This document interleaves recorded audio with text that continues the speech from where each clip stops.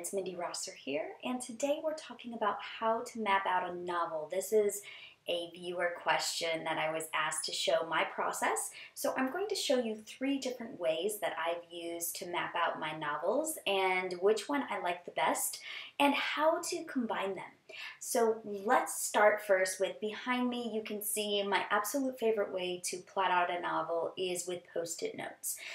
Now, there are different ways and different colors that you can use. Basically, you want to find out what works for you, but I have it laid out so each one of those red squares is a scene.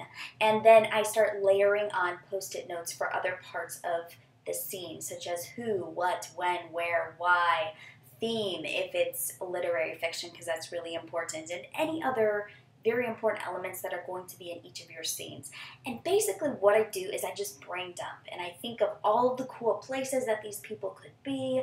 I kind of just dump my brain on it a little at a time, and you can see that some of them have more post-it notes than others. Some of them are stacked, so that just means that they're pretty much done. There's a scene right there, and I like to break it down into 40 scenes.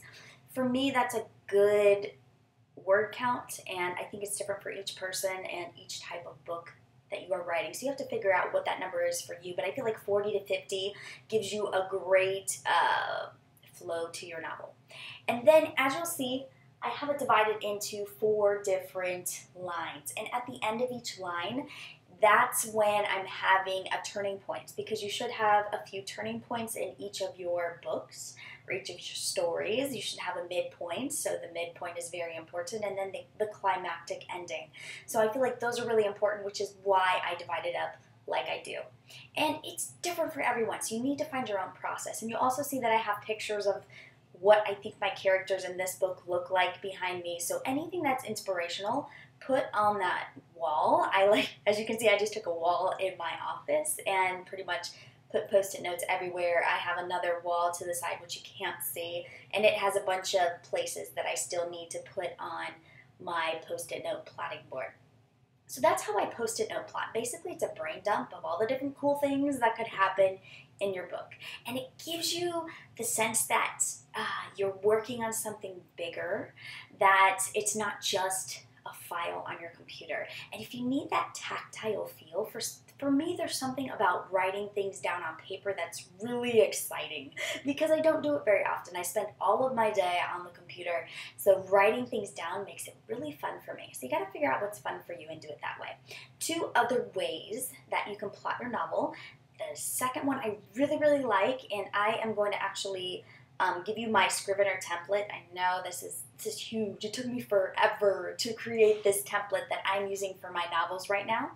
So if you are using the app Scrivener, which is the best app for writing fiction, I will just put it that way, and also nonfiction is great. So any long form stories that you just need to get into a zone, you need to get into flow, you need to keep track of files and research, all of that, Scrivener is the way to go. I'm not going to give a class on Scrivener because I'm not the expert. There are a lot of other writers out there who are talking about Scrivener, but I will share my wonderful template with you. So you can check below this video and you will see a link to just download it for free there, so you can actually put it to work for you. With Scrivener, it's basically another cool way to write a book and keep track of everything that's going into your book as you write. So some people like to start and stop, start and stop, start and stop. And I think if you are that type of person, you like to do research along the way, Scrivener is great for that, because you can keep track of what you're researching and then just pick up where you left off. It's also good if you like to do all your research up front, but you want to keep track of it. You can put all that research into Scrivener, into nice little file folders, and it's just a lot nicer than having Dropbox or like Google Docs or something where things are spread out and kind of funky looking. That's all I'll say about Scrivener, because I could do a whole episode on that. I love Scrivener. Just get it, spend the money, download it, buy it, try it.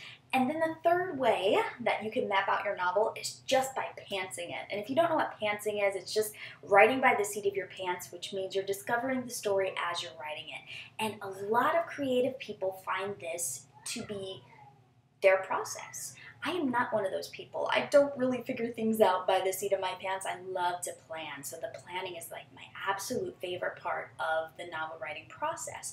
But if you aren't that type of person and looking at a post-it note board like this or thinking about Scrivener and all that research you have to do is intimidating to you, you may be a pantser. So just embrace it. And as you write, you are going to be throwing out a lot of pieces in your novel just because it won't fit, but that's part of your discovery process. So pants in it is the other way. So the 3 ways: post-it note plotting, and make sure you get a lot of post-it notes. Scrivener is number 2. And then number 3, pants it, pants away. So I will talk to you guys later. And if you have more questions about writing or what you want to see, let me know, because I love, love, love, love talking about writing. It's my biggest passion right now. So I will see you guys next week. Go rock your week.